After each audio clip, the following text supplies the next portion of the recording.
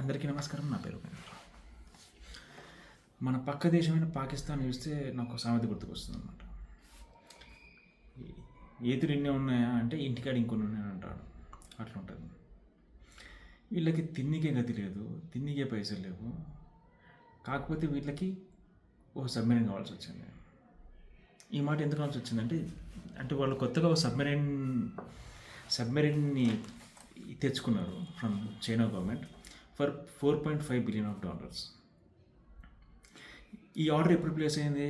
మనకి April 2015లో when the moment Narendra Modi గారు ఇక్కడ 2014లో ఎక్కడైతే ప్రధానమంత్రిగా ప్రమాణ స్వీకారం చేశారో వాళ్ళ మిలిటరీ ఏజెన్సీస్ ఉంటాయి కదా, వాళ్ళంతా కలిపి లేదు సార్ మన నేవల్ బేస్ని మనం స్ట్రెంగ్తన్ చేసుకోవాలి, లేకపోతే వన్ ఫైవ్ డే ఈ మోదీ అనే వ్యక్తి దాన్ని కూడా లేపేస్తాడు అని చెప్పేసి వాళ్ళు అప్పుడు ఆర్డర్ ఇస్తే మొన్న June 11 they have bat that one.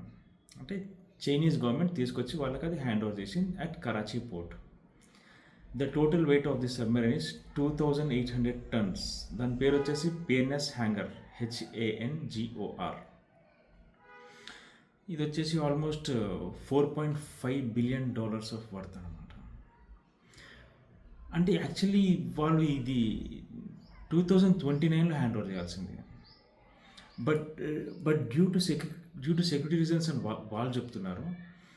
ఏంటంటే ఇప్పుడు ఈ భారతదేశం చేసే అటాక్లు ఇక్కడ ఉన్న మోదీ తీసుకునే సివియర్ కాల్స్ వాళ్ళు బాగుపడాలంటే వాళ్ళకున్నది ఒకే ఒక పోర్టు, అది ఈ Karachi port. Just to strengthen that port and the navy.